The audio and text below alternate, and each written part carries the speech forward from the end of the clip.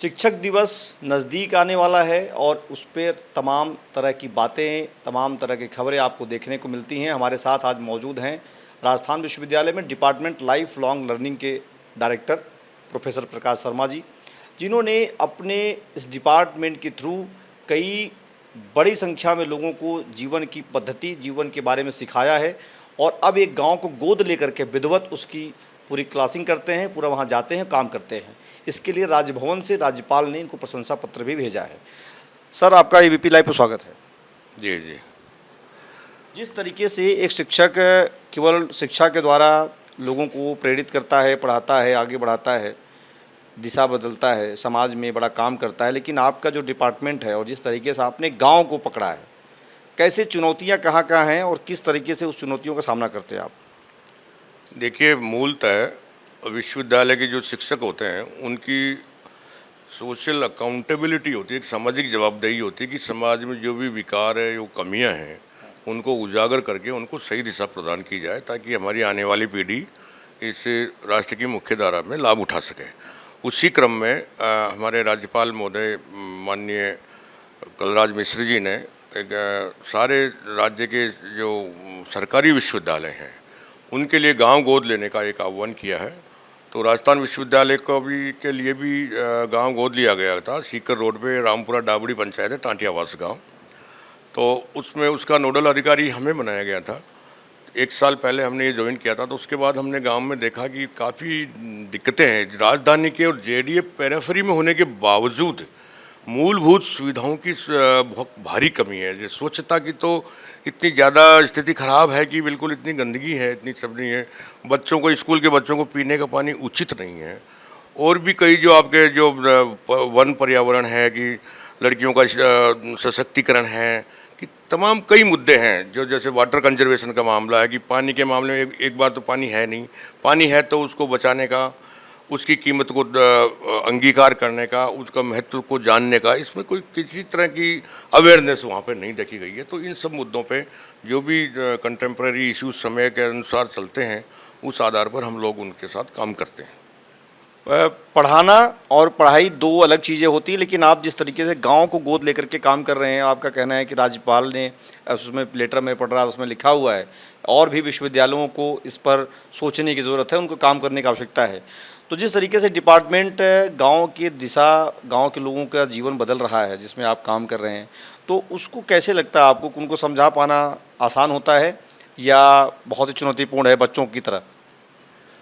मेरे ख्याल से बच्चों को तो समझाना आसान है। बच्चों को तो हम जैसे चाहते हैं वैसे ढाल सकते हैं, एक शिक्षक के नाते कह रहा हूँ।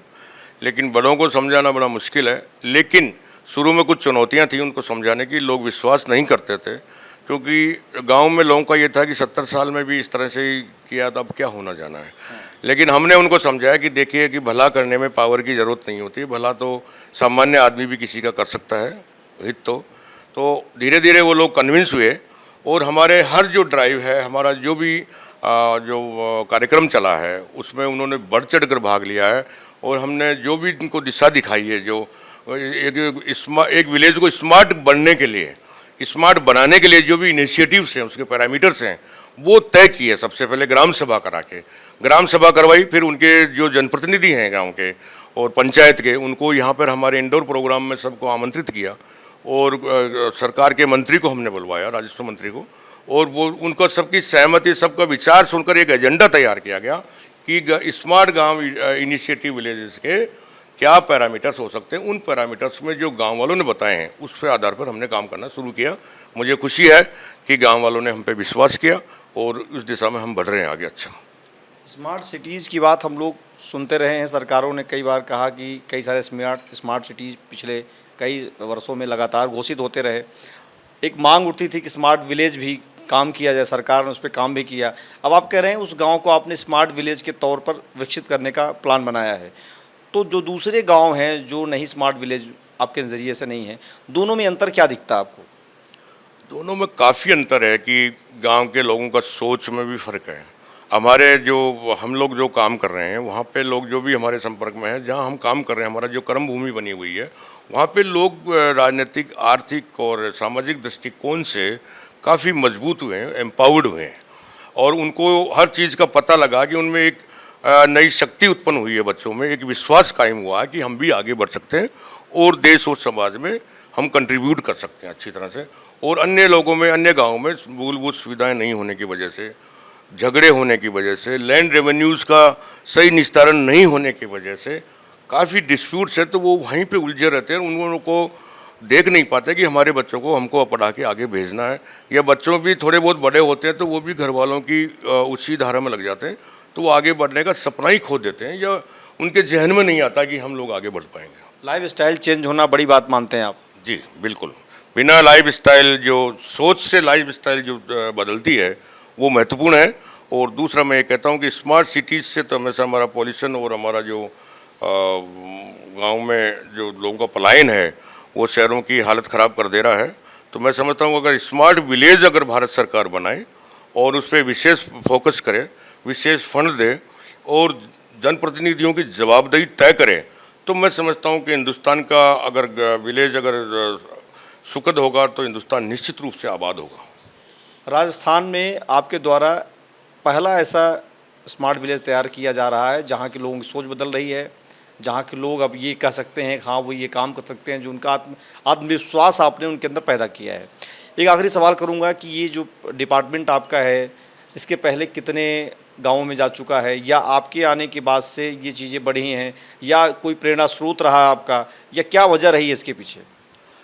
इसके वजह पीछे पहले का क्या हुआ उस पर मैं कोई टिप्पणी नहीं करना चाहूँगा, लेकिन हमने जो इस साल भर में जो कोशिश की है, प्रयास किए हैं, उसमें माननीय कुलाधिपति जी का, गवर्नर साहब का जो हमारे को प्रशंसा पत्र है वो इसके लिए पर्याप्त है। लेकिन हम जब स्टूडेंट थे, यहाँ शोध छात्र थे, तब से ही हमारे गांव में और हमारे जो पिछड़े हुए लोग हैं, जो रिमोट एरियाज़ में रहते हैं, उनके प्रति एक ये गाँव का, सर गाँव का नाम और स्थान बताते चले। ये टांटियावास और ये रामपुरा डाबड़ी ग्राम पंचायत है और सीकर रोड हाईवे पर है ये।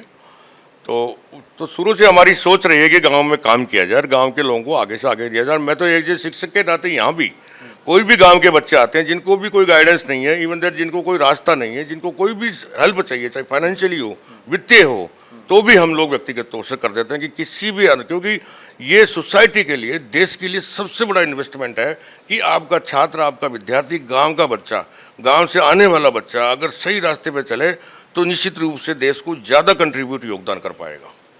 तो आपने एबीपी लाइव के लिए समय दिया, बहुत बहुत धन्यवाद सर। और हम चाहेंगे कि लाइफ लॉन्ग लर्निंग जो आपका डिपार्टमेंट है वो आने वाले दिनों में कई और सारे गाँवों में जा कर के काम कर पाए। धन्यवाद जी। तो ये थे हमारे साथ राजस्थान विश्वविद्यालय के डिपार्टमेंट लाइफ लॉन्ग लर्निंग के डायरेक्टर प्रकाश शर्मा, जो इस चीज़ों को कर रहे हैं। इनका कहना है कि कुलपति के ऊपर राज्यपाल, उनका जो लेटर आया उस प्रशंसा पत्र से इन्हें बहुत ताकत मिली है, इनकी एनर्जी बढ़ी है, और इस तरह से स्मार्ट विलेज के लिए काम करते रहेंगे। आने वाले समय में राजस्थान में कई ऐसे और स्मार्ट विलेज देखने को मिल सकते हैं जिस पर इनका काम जारी है। एबीपी लाइव के लिए संतोष कुमार पांडे, जयपुर।